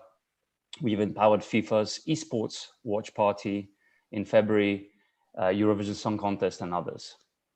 So what does it look like when one of our clients, like BT Sport, integrates our SDK into their existing OTT platform? This is what it looks like. The users choose what they want to watch. They invite their friends, could be through SMS, Viber, WhatsApp, any way that you send the link. And then those friends join. They obviously either have to pay or you give a free offer. And they're synchronously watch together on your platform whilst experiencing every match, every point, every hoop. This allowed BT Sport to do things like team up with Apple for the new iPhone launch. It was exclusive that you got a BT Sport watch together with the new iPhone 12 5G. So that could be an opportunity for EuroLeague TV to team up with different device manufacturers around the world. And here was the ad of that campaign. The new BT Sport app just kicked off on EE's #1 5G network. Real-time stats at an incredible pace. Come on, you lot, we win. That is tremendous link-up play from Rio. Oh, just look at that envy. There's no place for that in today's game. Get the EE full works plan with BT Sport thrown in. And of course, it's really setting them apart with advertising that targets that Gen Z and speaks to them through big advertisement like this in England. It also, they were the first in the world to launch on Apple TV. That's a big screen experience, which no one else has done. And we obviously also power that through our SDKs. The users love it. They tweet things like BT Sport, the hugest of thank yous for the watch together function. I've been watching with my dad, the rugby, or just a couple of lads getting together to watch the Hamburg Derby and saying, shame Oxford are never on BT. We also powered on the other side of the world in Hong Kong. We just went live for the Euros 2020. And that's the watch party for PCCW Now TV. And you can see they really target the Gen Z here as well. 咦，仲有電競三子都嚟埋喎！喂 ，hello， 大家好。喂，收得清唔清楚？聽。But yeah, very Gen Z focused, trying to bring these into the Euro 2020. In Germany, we powered for Sportschau, the Kiel versus Dortmund game, watched together. Also the Eurovision Song Contest for Eurovision.de. End users were giving really cool feedback that they like tolle Idee in German, that they like the idea and they use the technology. And they actually had 88 minutes average time spent per watch together session on the Eurovision Song Contest.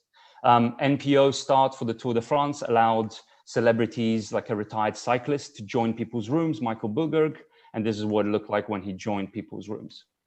So for EuroLeague TV, we recommend the following. Integrate our SDKs into your platforms, whether that's web, mobile, Apple TV, Android TV, big screen, and allow users to have this experience. And obviously we give quality of assurance and reporting. What this will do is that a user will start their session and invite, say, Suzanne in Germany, right? And that's, if she signs up, or you can give a free one-time pass, that's $9.99 of revenue. Suzanne then can invite Matthew in France, right? And Matthew can join, and he's been referred. And then also the first person can join, and this can go on and on and on, right? So taking a simple calculation, if, I'm just using a number, if EuroLeague TV has 100,000 subscribers today, then we take 15% minimum we'll use Watch Together every month, right? So that's 15,000 Watch Together EuroLeague TV users. Each one of them invites at a rate of 1.3 friends, okay? Some will invite 3 friends, we've seen that. Some invite 2, some invite 1. Then you will have 19,500 new users introduced on top of the 15,000 already there. If just 10% of those converts, that's almost 20,000 extra revenue per month at 0 CAC, right? So that's about 233,000 euros per year. So it's also, users will tweet about this, put photos on Instagram and give that thing that's sharing content for free, right? The other thing to generate revenue, you could let, Martinas Posius enter. He's a retired player. 5 minutes, 3 minutes for €5, 10 minutes for 10 euros, potentially generating around 4,500 euros per match, letting celebrities come in and watch with people, join them, answer their questions. And you get all the user behavior. It's first-party data. You own it. We're just the data processor, but everything goes into your CRM, matched against your IDs, user IDs, so you can track revenue, ROI at the end. So yeah, to summarize, we have SDKs for Apple TV, Android TV, RDK, TiVo, iOS, Android, and obviously all the web browsers. And now we're working on Roku and Tizen. So just to summarize, 8 years in the game, we're the first ones to invent Watch Together back in 2013. We have offices in New York, London, Israel, Ukraine, and Sydney, 28 people in the team, 17 in development, and Sports Innovation Lab just voted us as the best co-viewing, co-watching provider. And yeah, that's it. Thank you very much, and look forward to your questions. Thanks. Jury members. Thank you, Paul. I have to say I'm a user of the products with BT Sport during COVID. I really enjoyed it with my mates. My question is, what do you think post-COVID? Will this be this trend? Will this still, I'm not asking whether it exists, but will it be the same? Yeah, exists. I mean, it will exist because Disney Plus will exist, EuroLeague TV will exist. Will it be the same? We think it will go down, right? It's natural. There will be a slight decrease as some users go back, but as Tom from Say, you said, only 1% of people actually attain the stadium. So there will be a small decrease. We don't know yet what the number will be. And what are the connectivity of the users? If one has poor Wi-Fi or data, will that affect? So we developed our own video chat technology. We don't sit on top of any other provider. So if someone has bad connectivity, we do sort of like adaptive bit rate on the video chat. And then on the syncing part, if one person falls behind, then our syncing engine for an SDK also has different algorithms if someone falls behind. I have to say, I mean, we did really enjoy using your platform during BT. Yeah, exactly. So yeah, I mean, we've gone, live in countries like Hong Kong most recently, various European countries which have different internet speeds, and we've seen only below 1% of people who go out of sync in our reporting dashboard. Thank you. Hi, Paul. Great to see you again. Thanks for the presentation. I have some questions. First of all, how many friends can join right now at the same time? I have in mind, but maybe I'm totally wrong, 15, but I think it's more than 15. We can go up to 20 per room, per virtual room, right? Most of our clients, like you see, NDR in your country, Germany, Eurovision.de, went live with 4 to 6. And just to give you a breakdown of rooms, 75% of rooms are 2 people, so someone inviting another person. 12% are 3 people, and then around 13% are 4 people. Okay. But you can go up to, we've just had an American basketball league go live globally outside China with 12 people per room. Okay. We can't say yet the name, but I think you can figure out who it is. Yeah, okay. Yeah, I can imagine. Now a typical league question coming up. You mentioned the quality assurance and how you make sure, like in a very high level quality guidance, that there is no stupid comments on the screen or like in a group, pushing maybe social media posts while watching together with friends a certain type of match. Yeah, that's, one way we kind of stop some abuses. It's not chat roulette, right? If you have to invite your friends. If you as a room owner put your room link on Twitter, expect, if you tweet BT Sport Watch Together on Twitter, you will find some people openly put their link and said, whoever joined me, right? And if someone joins and pulls their pants down, then it's, this that person's responsibility. So one way is don't make it chat roulette. None of our clients just randomly join 2 people together. And secondly, we cannot, nor us nor our clients really cannot control, whether I stand in front of a television in my home and they're showing a Pepsi and I'm holding a Fanta, I'm holding a Coca-Cola and I'm taking selfies, right? They cannot control what happens in my room and not what happens in your virtual room. So it's just down to the users not to, take selfies with their pants down and post it. And most people wouldn't do that, yeah. But it's, and can you share, I understand. Can you share some feedback of the B2B partners like Sportschau and so on, how they realize the results and if they would like to continue? Because I mean, at the end, it's a B2B approach, and I'm really curious about their feedback and their experiences with it. Yeah, well, I'm screen sharing some in German, right? This was some of the comments to the YouTube video. All I can say, there were tens of thousands of rooms per event of Eurovision Song Contest and the Dortmund-Kiel match. And what we, in the post-mortem with NDR, we heard that it was extremely positive. We were really surprised. It was our first German client. We didn't know how fans in Germany, would react. It was a couple of weeks ago. It wasn't during, the lockdown a year ago. Would they still be out? It's coming to summer. So we're now discussing for the full rollout across all DR groups, right? ARD, NDR, and Sport Show and others. And I can connect you to, Jürgen and Sasha, their heads of digital, so you can also hear feedback from them. Thanks, Paul. Thanks. Hey, Paul. It's Greg. Oh, hola, ¿qué tal? Hey, Greg. Good, mate. How are you doing? Good presentation. Thanks for that. My question is really about your roadmap. So clearly, you've got a product that's sticky. I think technologically, it's robust. Clients seem to be very happy with the deliverables. My question is, how are you going to upgrade this? Like in 3 years' time, what's the experience going to be like? What's the new sort of pushing the envelope? What can we add to this? How can we improve the experience, do you think?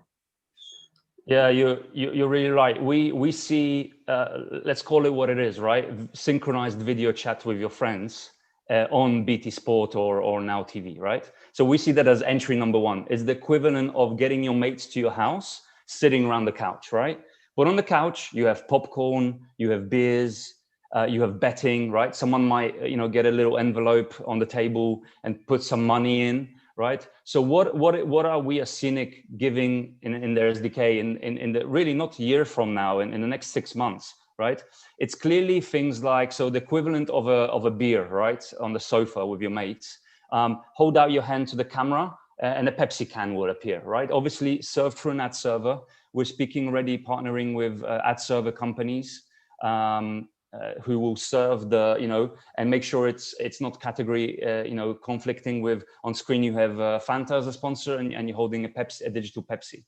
So that's the immediate sort of next 3 to 4 months. Next things is polls, predictions, live predictions. So whilst video chatting to your mates, you're placing bets, for example, right? And we have one American company trialing it out at the moment, Turner Sports and Warner Media. So it's almost betting and wagering together. And then 2-3 years out, holograms, either you're wearing a contact lens connected to 5G or Nreal glasses, and you see a hologram of your friend. I think that's actually 3 to 4 years away. I mean, we have some very early prototypes, but that's the kind of 3 years out. So the immediate just give you more things that you want to do. Like for Eurovision, we had a lot of feedback. Let us put score sheets of like, Finland 2 points, Denmark 10 points, and so forth. So those are the kind of things that doing in the immediate future, and then partnering with production companies like Grabio to bring some of the people out of watch together rooms into virtual production studios. And it seems doesn't seem to be a limit to the number of rooms that can be active around any one event concurrently. No, we've done 96,000 concurrent users, right across. So that it was about 33,000 rooms. So yeah, just like on Zoom, you have millions of rooms right now live in the little. Yeah, we have the same. And just to show you, we run our own technology, and we've just deployed local media nodes. So a German customer's video call is actually routed through a German media node on the Scenic network. Our Hong Kong client is getting routed through Hong Kong. So yeah, we run a WebRTC, but 1-2 millions network around the world. Awesome. Any more questions, or we close it here? Yeah. Thanks so much for your presentation.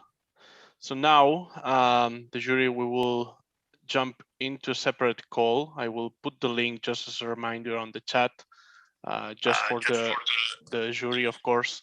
We will be very, very quickly. We'll take a break, and we will be back to announce the winner.